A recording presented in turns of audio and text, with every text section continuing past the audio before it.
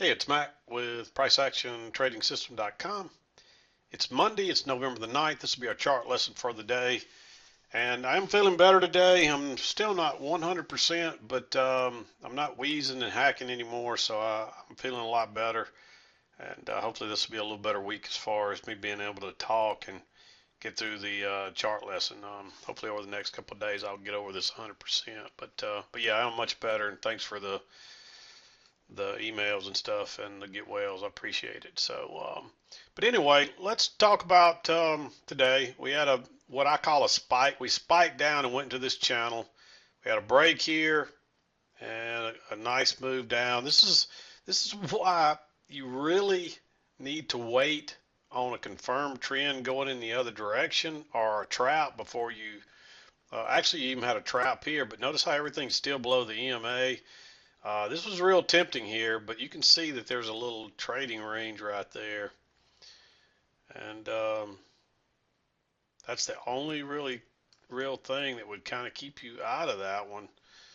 Um, but this has been a really strong downtrend. This is why you don't try to guess.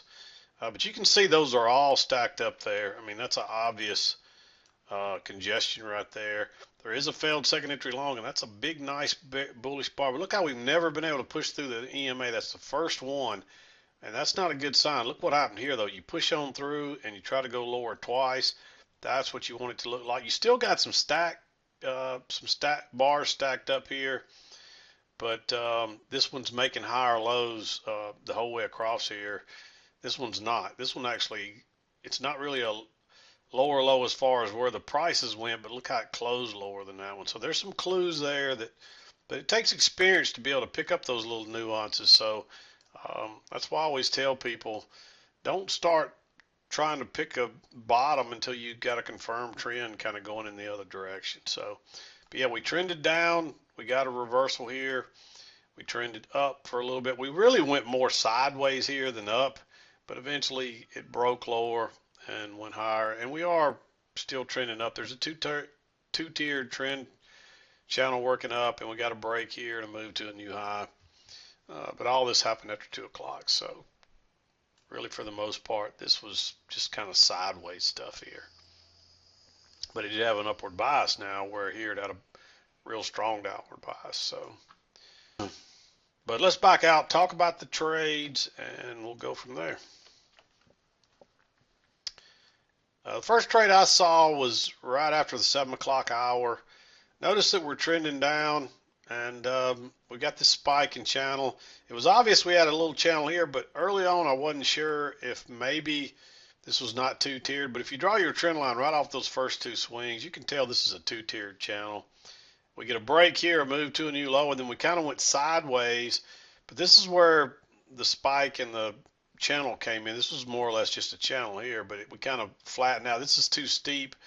This is still a little bit steep, but it's a pretty good sell-off, but it's more of a 45-degree angle than this first one, or closer to a 45-degree angle, I should say. And there's some pretty good trades in there. Then we get the break of this one. We move down to a new low, and then we got the two-tiered blue channel working higher. So it was pretty obvious where the lower line was on this, but I wasn't sure where the high was going to be. I wasn't sure if this was going to be the high, or maybe this was the high, or we were going to have a high up here and there was going to be a midline. But when we turned down again right here, it was pretty obvious this was the higher part of it, and this midline, you can see it kind of working both sides all the way down. So but it was real easy to find the angle here, because look at those closes right across there. That's what I used to find that line, and I had that by 9 o'clock this morning, before 9 o'clock actually.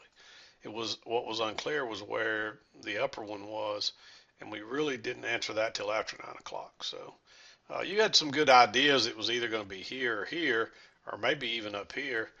This one actually may be close to being. Yeah, see, it's not quite there.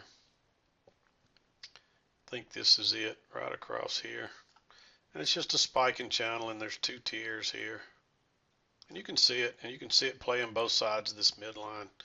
And that kind of confirms it. So, and that was right off those first few swings right here as well. Even though you got to push through right here, you don't know if that's going to be a break of just this channel or if that's a midline. But a lot of times when they're that tight on a big move like that, then you figure, hey, it's probably going to be a midline. You just have to kind of let some more price action play out. So I hope that's clear. But anyway, we're working down, and this is a kind of double top across here. But this is a second entry short on a smaller scale. You got to move up, first entry, pull back, second entry.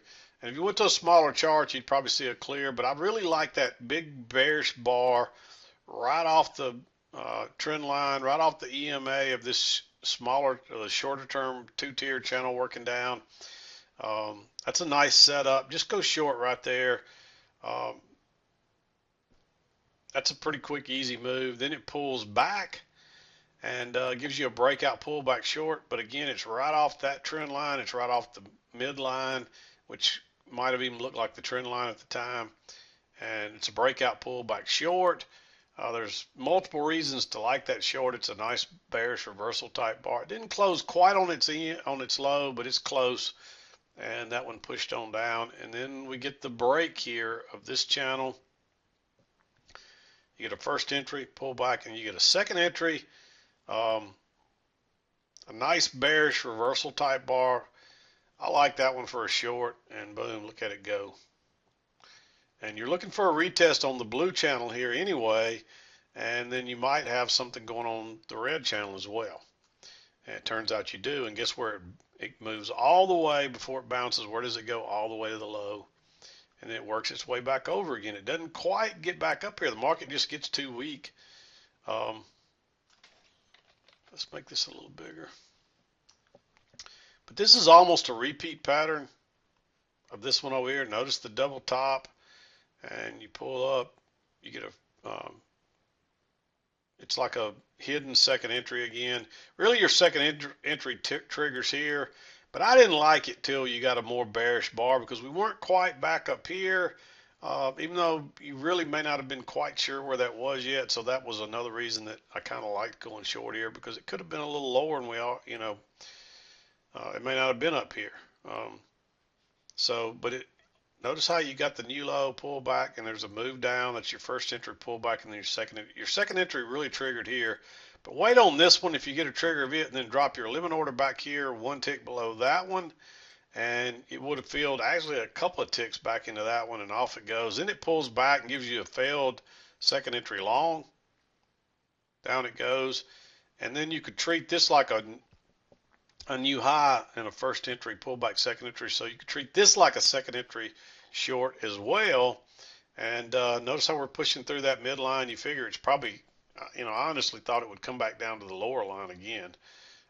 It drops pretty quick, and it's a quick, easy move, but it just kind of keeps hovering both sides of that midline all the way down until it comes back here again. And notice there's actually you really could have entered this one twice. Notice how this is almost a perfect repeat pattern of this right here, except it's more bearish up here, and it is right off the EMA and the trend line this time. And this confirms this trend line up here. So there's actually two entries here if you want. The first one is right here, because that's a hidden second entry. And when I say hidden, I don't want to confuse a lot of people. If it doesn't make sense, don't worry about it. But if you went to a little bit smaller chart, you'd see a first entry here and a pullback in the second entry. It's only a first entry on this chart. But then you get another little higher low right here and another bearish bar off the trend line, so you can count that as a true second entry on this one. I would like it better if it broke higher and then turned down, but you still get a higher low there, so it still is the same thing as a second entry. So you could actually add on there if you weren't out of this one yet. This is one of those I like adding on to. And it moves pretty quick. And then you come back, you get a second entry right here, but look how that's running sideways now, and all those bars stacking up. You got a possible range here. So I wouldn't take that short just yet, even though you're looking for a retest of this low, and it just keeps going sideways. This one actually is supposed to be green.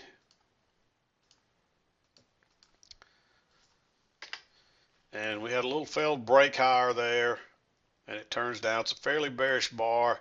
What you got to do is let this break lower and get a limit order in a little higher so that you got room to get out before you get down here. That's the only way I recommend entering that one, because it may bounce here again and go up. but it does keep going. And that's why sometimes you want to try to get into these trades. Um, and you might could have even considered doing that here when it broke higher and started working lower. But I don't know once it broke lower here if you could have gotten back in here high enough to get out. This one you could have, and off it goes. And this turns out to be a really nice trade. And notice once we had, notice the move down, and then we got a correction here, 2 legs. So I'm going to measure that move right there, and then I'm going to look for a possible measured move from there. And we went a couple of ticks lower than that, and then that's when we were corrected. So you're expecting a correction here of some kind, and then once it started lower again, you'd probably consider probably a possible another um, measured move down, and we missed that one by a tick or two. We overshot it here by a tick or two, and then we missed it by a tick or two. So it's really pretty much 3 measured legs down for the most part. But anyway, you're working down, and then you get another repeat pattern here. This one almost looks just like this one. Pull back first entry, pull back second entry. And again, it's just a little higher low. And this one does break higher. This one never breaks lower over here, but that's close enough. And you're looking for it to run down and make a new low. And it does. And at this point, when it keeps going, and notice that's the first break of this channel. So you're looking for a retest of this low at a very minimum. And a lot of times when you get your first leg down on your retest, your second leg will be a measured move. And you notice it's not quite a measured move, but that's when you would have expected, hey, we're probably going to go a little bit higher then. So, but that's what I'll look for. But you got your second entry there, and you actually got a second entry here, but this is awfully flat. It's kind of like this, and I think you're better off to wait and see if you get something better. And you actually do. You get a breakout, pull back, failed second entry long here, so that you definitely, oops, didn't mean to grab that one. I definitely like that one for a trap, so I like going short there. You don't have a very good setup here on the breakout pullback short, so wait on the second entry, which comes here. And even though it's a little bit lower low, that's still 2 legs back to the EMA. Still, it's a double top. It's a double test of the breakout area, so it gives you another reason to enter. And you pretty much got 2 measured legs down there from right here. 1 leg, a little 2-legged correction, then another leg, and then it bounces. And it's really tempting to go long here, but I think you better wait until you get a failed second entry short, and you get a move here, but you need that failed second entry, which doesn't come to here, and look, it turns up, gives you a nice bullish bar, then go long. And this one runs up, and you try to go higher once, you pull back, you go a little bit higher, and then it breaks higher from here above. This bar breaks higher first above this bar and turns and goes straight out the other side. I like just going short there, or you could wait on this one and go short below it. But you're real close to the EMA here, so what I recommend is letting it break below this one and dropping a limit order back in here. And notice what it does. It comes back and then turns down. And so you actually could have entered there as well. I didn't mark that one. But you could enter there as well, or you could add on if you really wanted to. And even though we've got a slight upward bias here, we haven't confirmed this trend line or anything, and we're just kind of swinging back and forth above the EMA here. So you can trade this. This is more sideways than anything. We do get a little higher low here, and it can kind of gives you an idea that it turns into a slightly upward bias. But at this point, you're just looking at this right here. And so this is more sideways than anything. It bounces down here.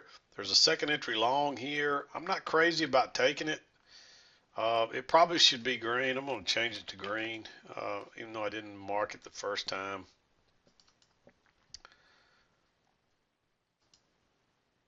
It was a little hard to find that trade,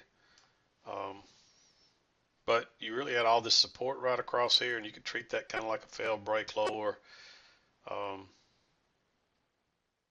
And you actually get a second entry short right here, but we weren't back up here yet. And that's where I was looking at this being up here. And so I was a little hesitant to do anything right through here because it's moving sideways again. But when it comes down here and it bounces right here, it's tempting to go long right there, but that's a first entry and there's no break. If you draw this trend line, it's probably a little bit steeper than what I have it there. I drew it at a little bigger angle. If you put that trend line on there, you can see that we don't have a break of that close outside of that yet. So you really need to wait on the second entry, which comes right here. We do get a break of the big trend line, but this pretty much confirmed it. And I really thought we would go make a retest right here. You get an easy scalp, but then it starts down again. But this gets you into the 2 o'clock hour. And if I'd have still been trading and it wasn't so close to 2, I would have liked to have taken that trade right there. That's a little congestion area, a little trading range area across there.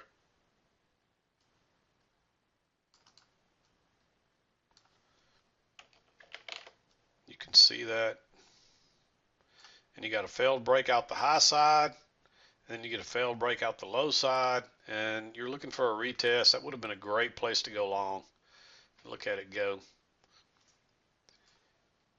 And if you draw your trend line right up through here, you can see that. You get a break here, new high, and then you're working down. And so pretty good trading day. If you called it a couple, you could have called a couple runners on several of these. And somebody asked me about this today. Notice as you make this, you move this around, that this F shows up right here. And if you just click that, it brings everything back to the right angle.